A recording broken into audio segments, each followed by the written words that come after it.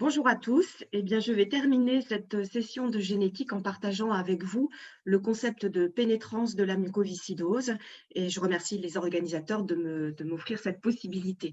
Alors, c'est une préoccupation qui est née il y a plus de 10 ans avec l'observation d'une fréquence relativement importante de la mutation R117H chez les nouveau-nés après le dépistage néonatal.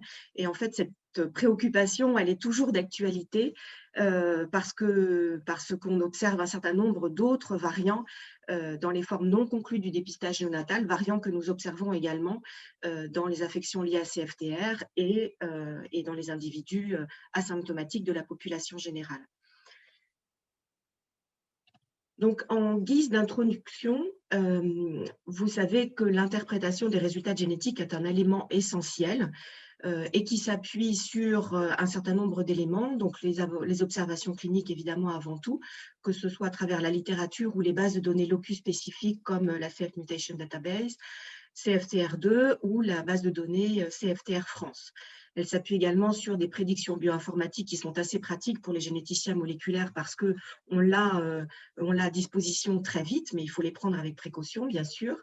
Les résultats des tests fonctionnels, que ce soit in vivo, ex vivo, le test de la sueur, la différence de potentiel nasal, le courant de court-circuit chlorure, les cultures de cellules primaires, nasales, et puis les tests fonctionnels in vitro qui se font dans des laboratoires de recherche.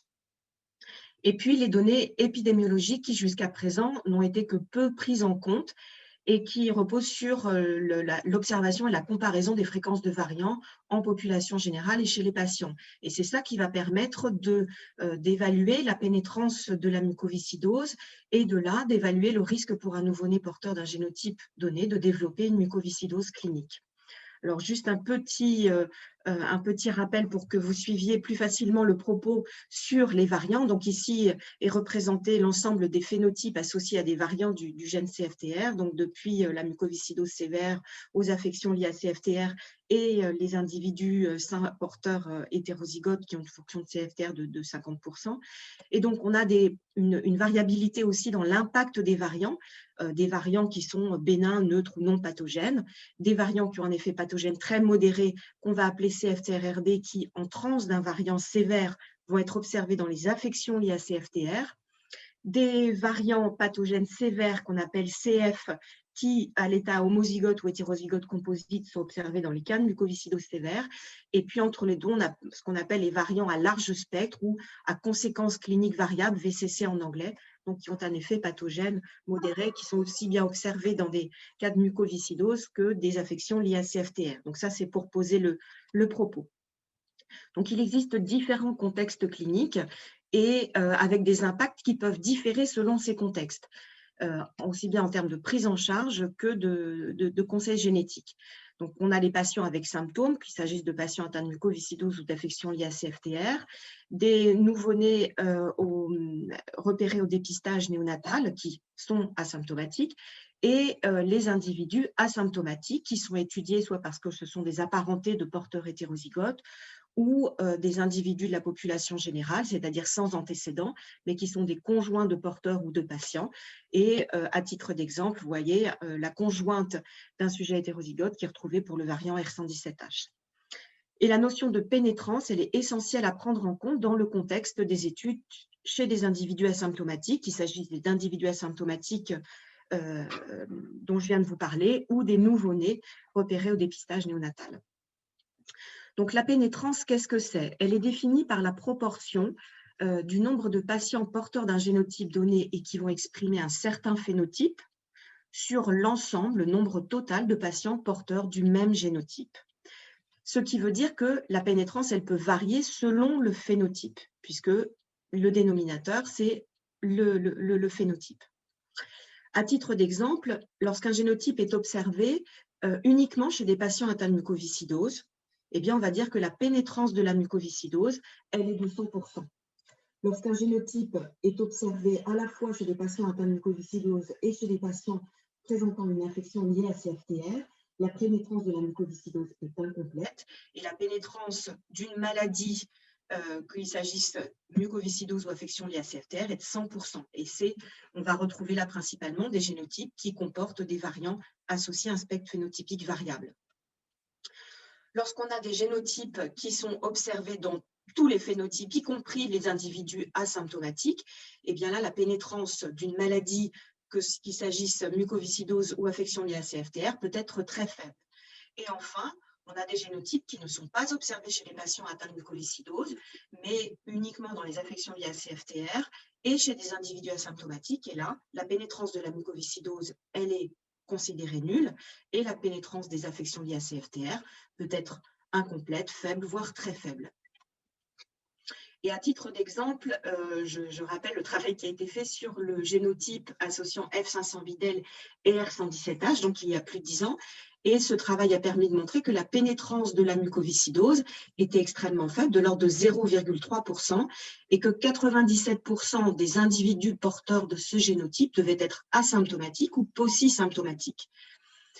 Et lorsqu'on s'intéresse maintenant aux données qui figurent dans les bases de données, comme CFTR2, qui collige les données des registres nationaux de patients atteints de mucoviscidose, eh bien, on a des données concernant des patients qui représentent la partie émergée de l'iceberg, donc des différents phénotypes, les phénotypes mucoviscidose.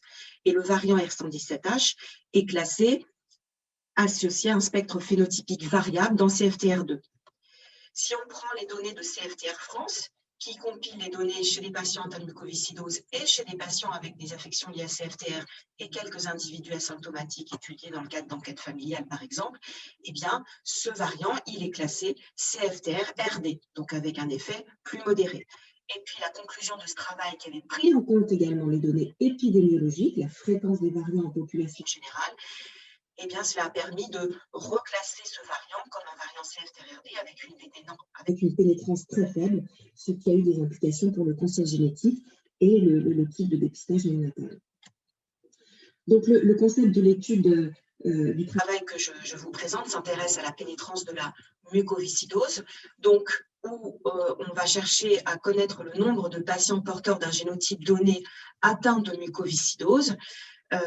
Et ça, c'est grâce aux données cliniques dans le registre de la mucoviscidose. Ce projet est encore en cours, donc je ne pourrai pas vous le présenter, mais je vous présenterai une approche. Et puis, le nombre total de patients porteurs du même génotype, eh bien, on les a avec les bases de données épidémiologiques, donc la fréquence des variants en population générale, qu'on trouve dans Nomad, qui est Genome Aggregation Database, qui est une base internationale. Et puis, on a utilisé également les données de la population française. Donc, l'objectif de l'étude, c'était une approche de la pénétrance en évaluant la probabilité de détecter des nouveau-nés porteurs d'un génotype donné au dépistage néonatal. Donc, nous nous sommes focalisés sur l'étude de 15 variants CFTR et donc de 15 génotypes combinant F500Bdel et un variant. Donc, il y avait 5 variants sévères, pathogènes sévères associés à la mucoviscidose qui servaient de référence et 10 variants classés aspect phénotypique variable ou CFTR-RD dans les bases de données CFTR2 ou CFTR France. Et donc, on a fait deux choses. On a d'une part comparé les fréquences alléliques dans CFTR2 et la population générale, donc la fréquence des variants, en supposant que des variants plus fréquents dans la population générale que chez les patients atteints de mucoviscidose sont considérés non pathogènes sévères, non associés à la mucoviscidose. Et la deuxième partie a utilisé les données du dépistage néonatal de 2002 à 2017. Et donc, nous avons évalué la probabilité de détecter à la naissance un nouveau-né porteur d'un génotype donné. Donc, le nombre de nouveau-nés détectés au dépistage néonatal porteurs d'un génotype donné, nous les avons récupérés de la Société française de dépistage néonatal. Et à ce travail, évidemment, ont contribué Marie-Pierre Audrezette et Anne Mac. Et le nombre de nouveau-nés attendus porteurs du même génotype, nous les avons utilisés, enfin déduits des fréquences alléliques des variants. Et donc, le génotype combinait le variant d'intérêt avec F500Bdel. Donc, les résultats de cette étude ont montré d'abord pour la comparaison des fréquences alléliques. Donc, figure ici la liste de variants auxquels nous nous sommes intéressés, avec les classifications dans CFTR2 et CFTR France qui pouvaient différer pour certains variants compte tenu de ce que je vous ai indiqué s'agissant des designs des deux bases de données. Et donc, nous avons ce graphe qui représente le ratio de fréquence population générale sur CFTR2. Au-dessus de la ligne de 1, donc, correspondent il s'agit des variants pour lesquels la fréquence en population générale est supérieure à celle de CFTR2. Et ce qu'on voit, c'est que pour 5 variants, la fréquence de ces variants en population générale est supérieure à celle de CFTR2, ce qui indique clairement que ces variants ne sont pas associés à la mucoviscidose.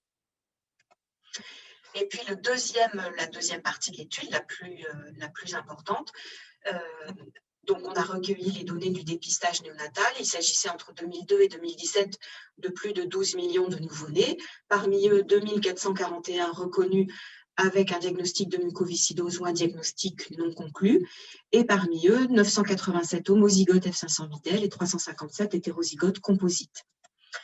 Donc, la représentation des résultats sous forme schématique également, avec les différents variants. En fait, il faut considérer que ce sont des variants à chaque fois en transe de F500 et ici figure la probabilité de détection au dépistage néonatal.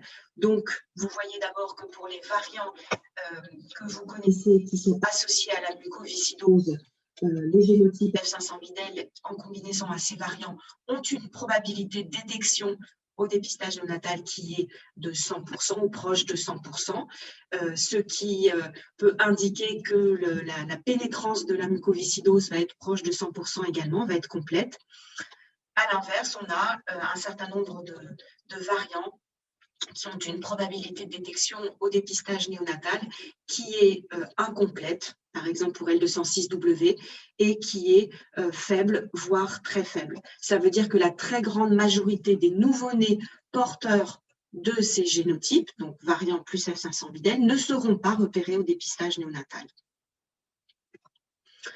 Donc, cela doit permettre de reclassifier un certain nombre de variants en tenant compte de la notion de pénétrance qui est incomplète ou faible. En guise de conclusion et perspective, certains variants identifiés dans les formes non conclues au dépistage néonatal sont associés à une probabilité de détection au dépistage faible, voire très faible. La détection au dépistage n'implique pas que ces nouveau-nés développeront une mucoviscidose clinique. Donc, c'est ce qu'on a déjà observé pour F500 R117H, où on observe une proportion de 15%, 17% de repérer ces nouveau-nés au dépistage néonatal, alors qu'en fait, très peu développeront une mucoviscidose clinique.